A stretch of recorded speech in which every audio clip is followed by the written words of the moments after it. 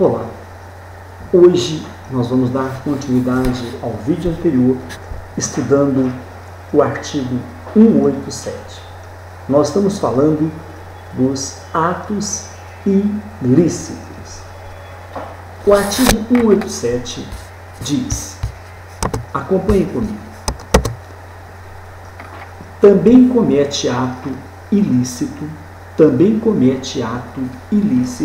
o titular de um direito que, ao exercê-lo, excede manifestamente os limites impostos pelo seu fim econômico ou social, pela boa-fé ou pelos bons costumes.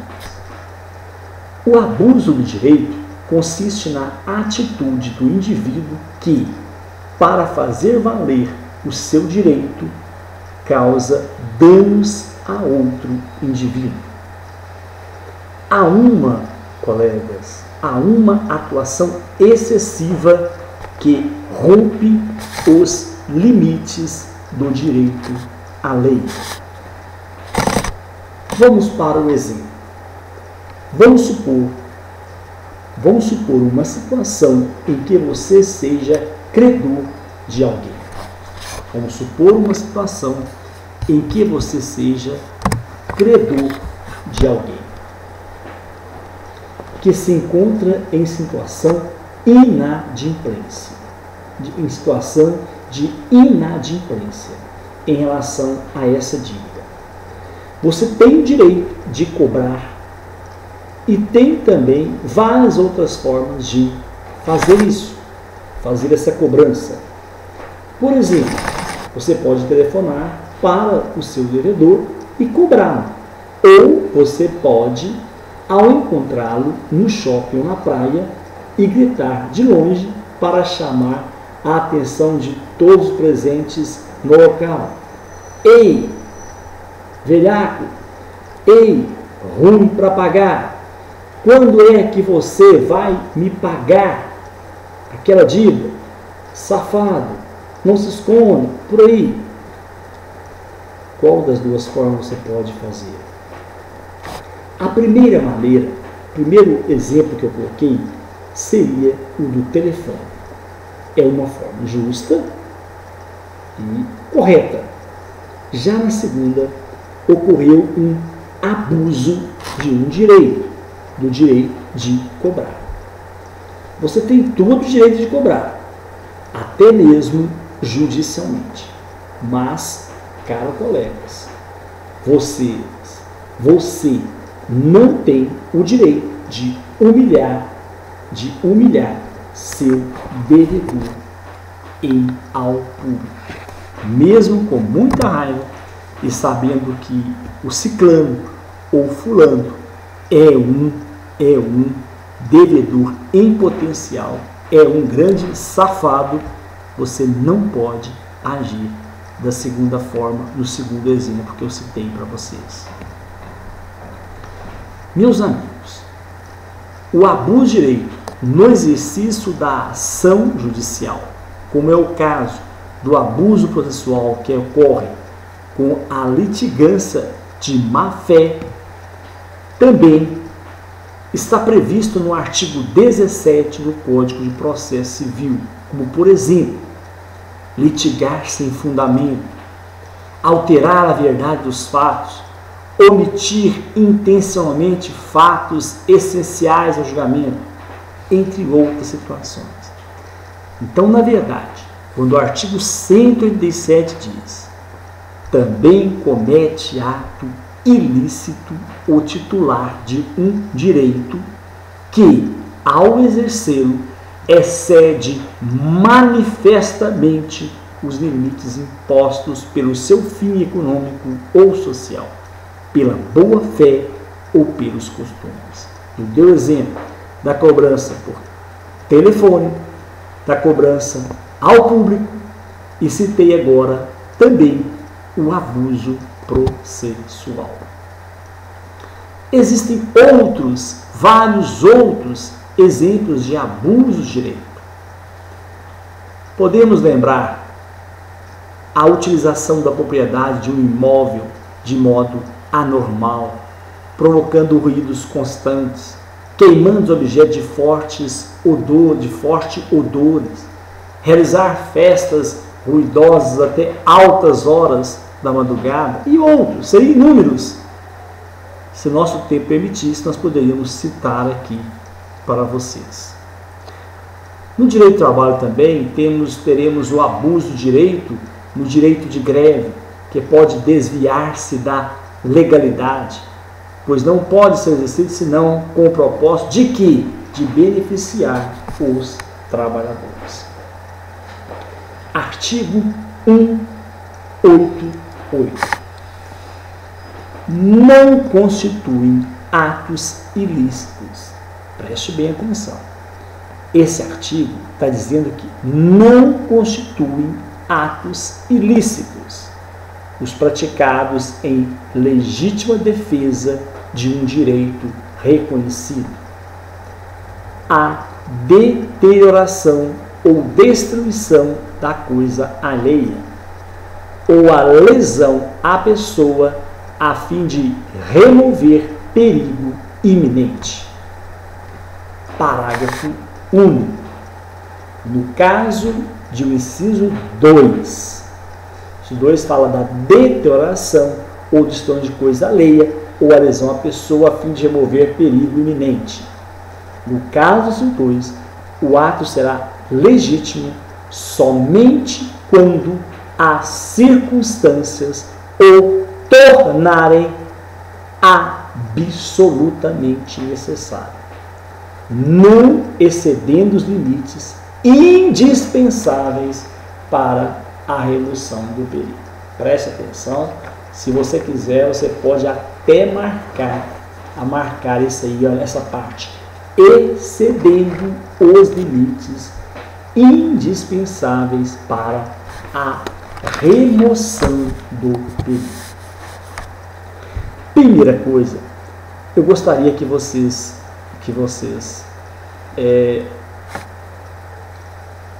guardassem o que eu vou dizer para vocês. A legítima defesa encontra seus elementos conceituais no Código Penal, que enuncia seus pressupostos: agressão atual ou eminente, de caráter injusto e moderação dos meios defensivos empregados. O dispositivo prevê a legítima defesa, o exercício regular de um direito reconhecido e o estado de necessidade. Essas três situações fazem desaparecer a ilicitude e afastam o dever de indenizar. Na impossibilidade de recorrer ao Poder Judiciário, no momento em que ocorre agressão injusta, o Estado autoriza que a pessoa a defenda. Por esforço próprio contra essa violência há direito seu ou a de outrem que acaba de acontecer ou está na iminência de tornar-se concreta. A legítima defesa não só abrange os direitos de quem a exerce,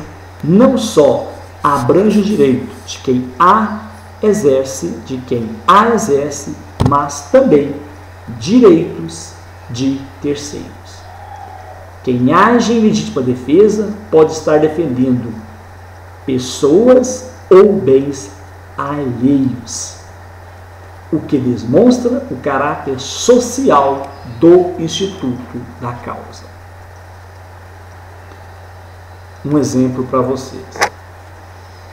O inquilino que defende a propriedade do imóvel possuído indevidamente. Estado de necessidade e remoção de perigo iminente. O estado de necessidade é a situação em que enseja a prática de um mal menor para evitar outro maior. Considera-se estado de cidade quem pratica o fato para salvar de um perigo atual, que não provocou por sua vontade, nem podia, de outro modo, evitar, direito próprio alheio, cujo sacrifício, nas circunstâncias, não era razoável exigir. Deve haver, caros colegas, um perigo, ou seja, uma ameaça a direito próprio ou alheio, e que um bem jurídico esteja em risco, para que o sujeito pratique o ato típico de salvá-lo. Esse perigo, vocês não podem esquecer, porque ele deve ser atual, presente, imediato e também inevitável e com probabilidade de dano. Não só o perecimento parcial ou total da coisa alheia pode ocorrer na remoção do perigo iminente, mas também a lesão à pessoa. Vamos para o exemplo. Em um naufrágio, alguém consegue salvar somente algumas coisas que lhe pertencem e não outras alheias, que lhe foram emprestadas, ou que possa salvar-se e não também um amigo seu. Aí o estado de necessidade. Lembrando, para que fique bem claro para vocês, a legítima defesa ocorre quando o agente, usando moderadamente dos meios necessários, repele injusta agressão atual ou iminente, a direito seu ou de outro. Trata-se, caros colegas, de uma hipótese de autotutela, ou seja, quando não é possível esperar a atuação estatal na defesa de um direito. É concedido ao particular defender. Já o estado de necessidade, por sua vez, ocorre quando alguém deteriora ou destrói coisa alheia ou causa lesão em pessoa, a fim de remover perigo iminente. Registre-se que, conforme dispõe o parágrafo único, o ato só será legítimo quando as circunstâncias o tornarem absolutamente necessário. Muita atenção, caros colegas.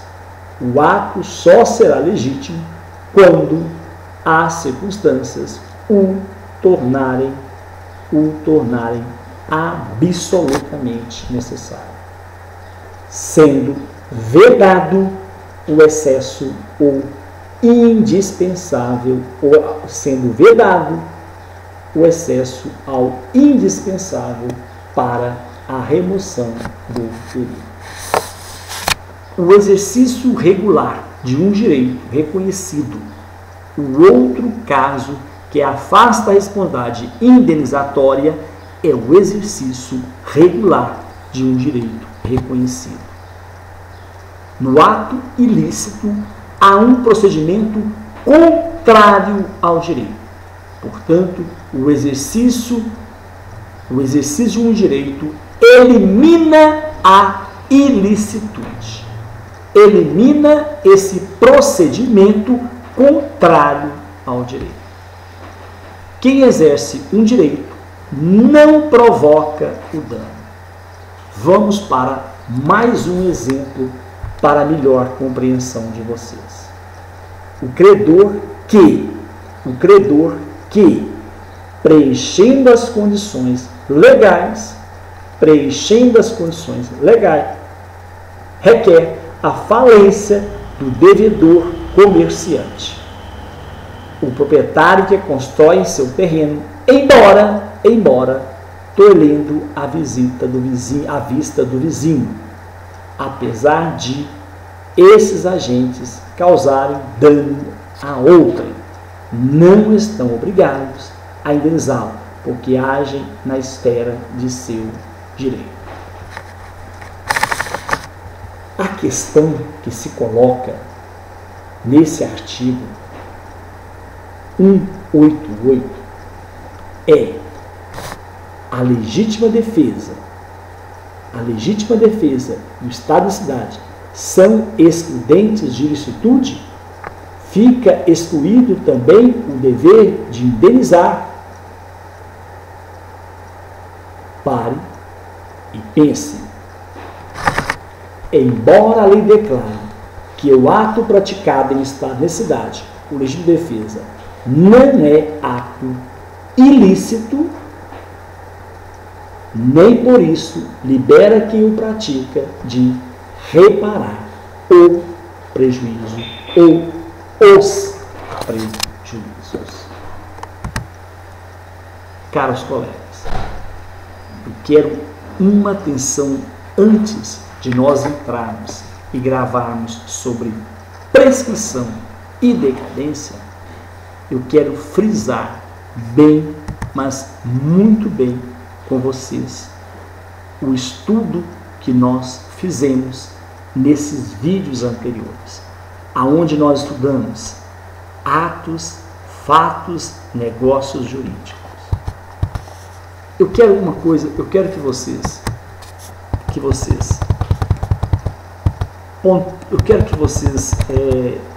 fiquem bem atentos com os vídeos que vocês assistiram anteriormente. E se for preciso, voltem ao estudo, pela importância do conteúdo que nós estudamos. Como que é cobrado esse conteúdo pelas bancas? Quero fazer um resumo rapidinho de tudo aquilo que nós vimos e não sei se foi 5 ou 8 aulas anteriores. Lembrando vocês, as pessoas naturais ou jurídicas, ao desenvolver suas atividades na sociedade, podem, com estas, gerar consequências jurídicas. Essas atitudes juridicamente relevantes são denominadas fatos jurídicos. Então, os fatos jurídicos, em sentido amplo, podem ser divididos em fatos jurídicos naturais e fatos jurídicos humanos. Os fatos jurídicos naturais são os fatos jurídicos em sentido estrito. Já os fatos jurídicos humanos são os fatos jurídicos em sentido amplo. Os fatos jurídicos naturais subdividem-se em ordinários e extraordinários. Neste fato, eu vou invocar Maria Helena Diniz. Os fatos jurídicos ou atos jurídicos em sentido amplo subdividem-se em lícitos e ilícitos, os quais a professora Maria Helena Diniz denomina-se voluntários os lícitos e involuntários os ilícitos. Os atos jurídicos em sentido amplo, lícitos, ainda são divididos em atos jurídicos em sentido estrito ou meramente lícitos e negócios jurídicos, sendo que alguns doutrinadores ainda disciplinam uma terceira categoria, o ato-fato jurídico.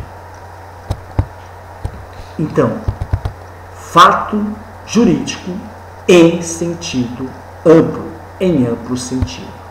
Fato jurídico natural em sentido estrito. Fato jurídico ordinário, fato jurídico extraordinário.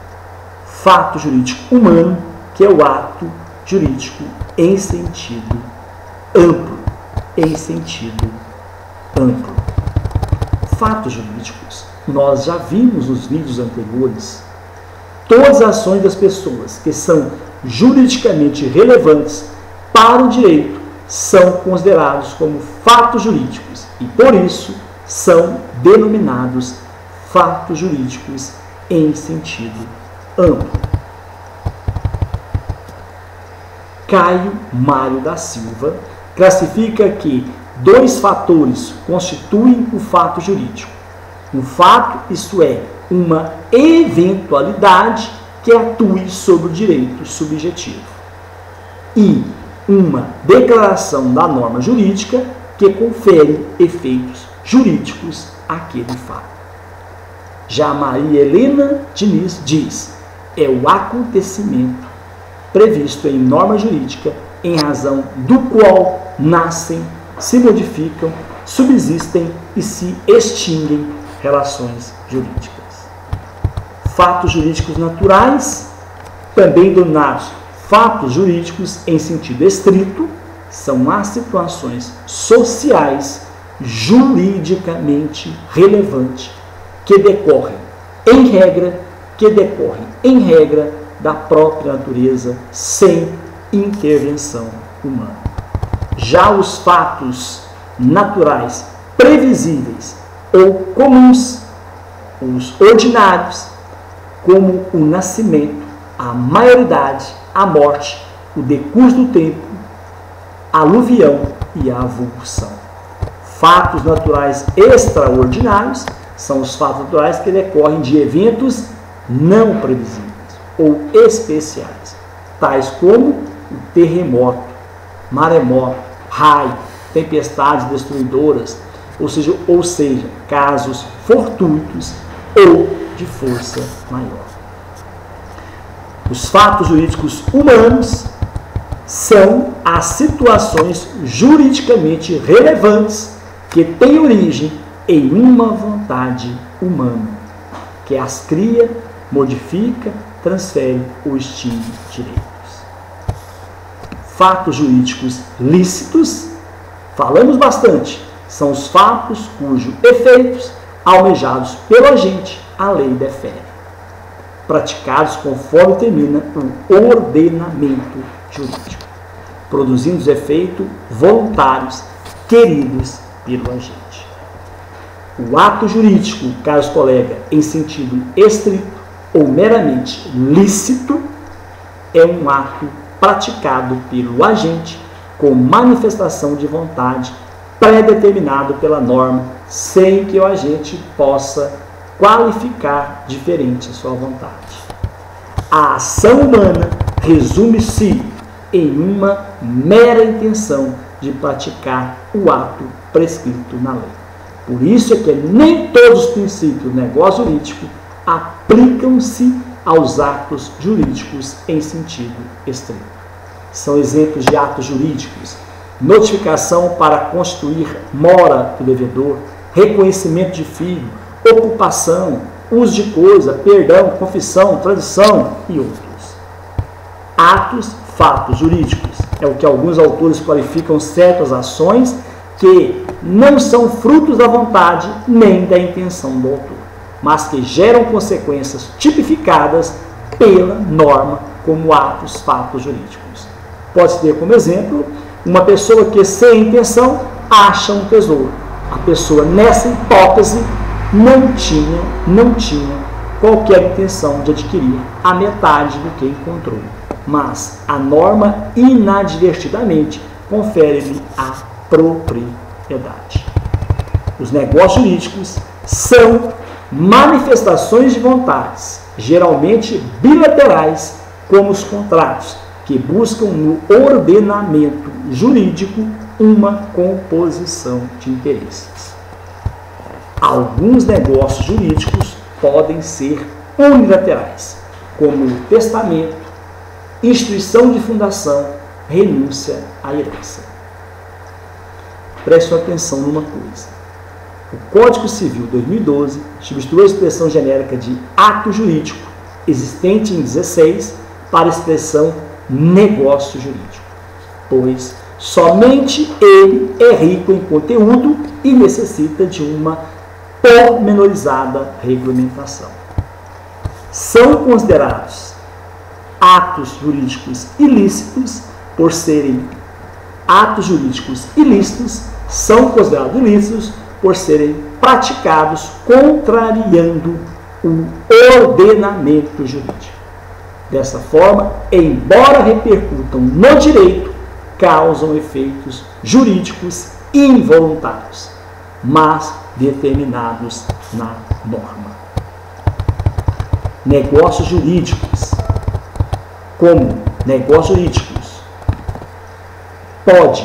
pode ser conceituado na teoria objetiva de Bullock, aprovada pela grande maioria dos civilistas, que o negócio jurídico baseia-se na autonomia das vontades das partes, ou seja, é um poder de autorregulação dos interesses que contém a enunciação de um preceito, independentemente de querer interno. Agora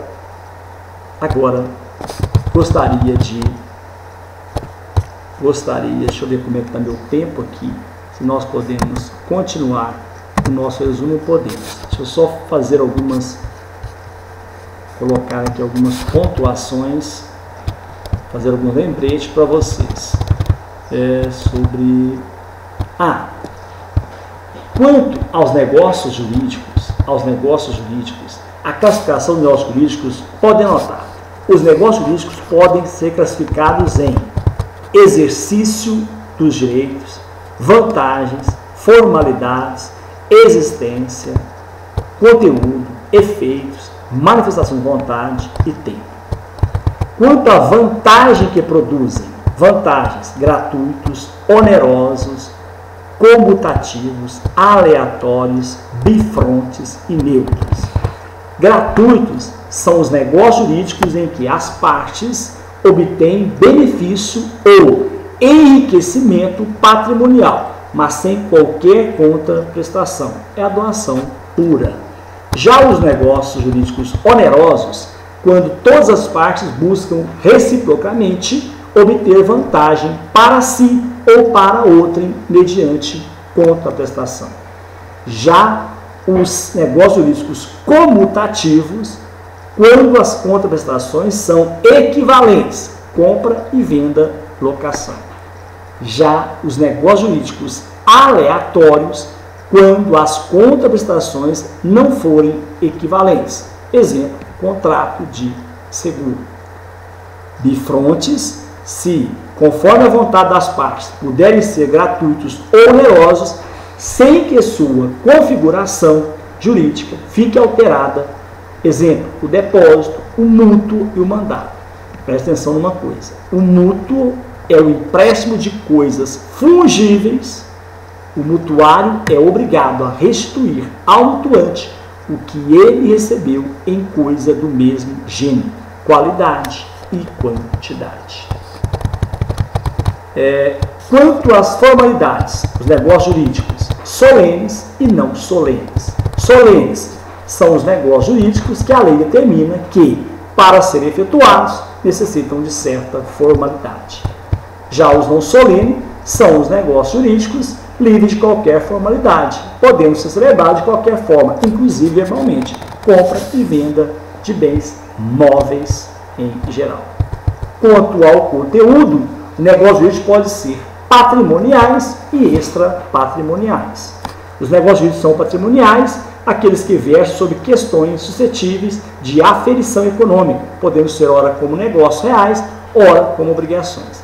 Já o extrapatrimoniais versam direitos personalíssimos ou sobre direito de família. Os negócios jurídicos quanto à manifestação de vontade. Manifestação de vontade unilaterais, receptícios, não receptícios. Bilaterais, simples e sinalagmáticos. E plurilaterais. unilaterais são as manifestações de vontade que podem ser expressas de um ou mais sujeitos. Mas, preste atenção, não estão na mesma direção, motivando um único objetivo. Tipo, testamento codicílio, renúncia à promessa de recompensa. Os unilaterais receptícios são as manifestações de vontade que somente produzem efeitos depois do conhecimento do destinatário. Denúncia ou resilição de um contrato, revogação de mandato. Os unilaterais não receptícios, que o conhecimento da vontade por parte das partes é irrelevante para os efeitos expressados.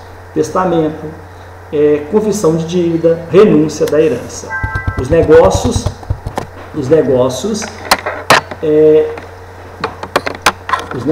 jurídicos bilaterais são os negócios jurídicos que se perfazem com duas manifestações de vontade, em regra, aparentemente contrárias, sobre o mesmo objeto. Pode ter uma ou mais pessoas, tanto no polo passivo como no ativo, pois o que importa é a expressão de vontade, e não o número de pessoas. Exemplo, contratos em geral. Bilaterais simples, doação, depósito gratuito. Bilaterais sinalagmáticos, quando conferem vantagem e ônus para ambas as partes, compra e venda, locação. Plurilaterais é a manifestação de vontade. A manifestação de vontade emana de mais de duas partes. Contrato de sociedade com mais de 2 sócios. Temos também, são conceitos que eu estou passando, eu acho que é importante vocês conhecerem. Mesmo que seja de forma bastante rápida que eu estou colocando para vocês, mas eu acho importante para o estudo de vocês. Os negócios jurídicos, quanto ao tempo que produz efeito, tempo dos efeitos intervivos, causa mortes. Intervivos, quando os efeitos da manifestação da vontade acarretam consequências jurídicas em vida aos interessados. Doação, troca de mandato, promessa de compra e venda. Causa mortes, os negócios jurídicos destinados a produzir efeito depois da morte do agente. Testamento, codicílio. Os negócios jurídicos quanto aos efeitos constitutivos e declarativos. Constitutivos, ex nunc, quer dizer, nunca. Declarativos, ex tunc. Constitutivos, quando os efeitos operam-se depois de concluído o negócio jurídico, ex nunc, compra e venda. Os declarativos, aqueles em que os efeitos se operam com a materialidade do fato de que vinculam a declaração de vontade, ex tunc, divisão do condomínio, partilha, reconhecimento de filhos. Quanto à existência do negócio jurídico, existência principal, acessório, nós chegamos a falar também. Principais são os negócios jurídicos que existem por si só, não dependem de qualquer outro para a sua existência. Locação, compra e venda. Já os negócios acessórios têm sua existência subordinada a outro negócio jurídico principal. Dessa forma, se o principal for nulo, já falamos isso, a obrigação acessória também o será. Mas a recíproca não é verdadeira. Quanto ao exercício dos direitos, negócios de disposição e simples administração. O negócio de disposição são os negócios jurídicos que implicam amplos direitos sobre o objeto, doação. Simples administração são os negócios jurídicos que implicam restrições aos direitos sobre o objeto, sem que haja alteração em sua substância. Mútua, locação, residencial. Deixa eu ver o que mais que eu quero pontuar para vocês aqui. Outro conceito importante. Negócio fiduciário. Trata-se de um negócio lícito, perfeitamente válido e necessita de confiança para produzir seus efeitos. Por exemplo, quando alguém transfere a propriedade de um bem para um fim específico, em regra, a administração, com a obrigação de restituir a coisa ou transmiti-la a terceiros. Não há intenção de prejudicar terceiros nem fraudar a lei. Negócio simulado, nós já falamos também, são os que possuem aparência diversa da realidade. Diferem-se dos negócios fiduciários, porque as vontades de negócios simulados são falsas. As pessoas fazem declarações não verdadeiras com o objetivo de lesar direitos de terceiros ou fraudar a lei. O negócio simulado não é válido. Ok? Muito bem. Nós então vamos ficar por aqui e no próximo bloco vamos começar um longo estudo também. Nós vamos falar sobre prescrição e decadência. Até o próximo vídeo, se Deus quiser.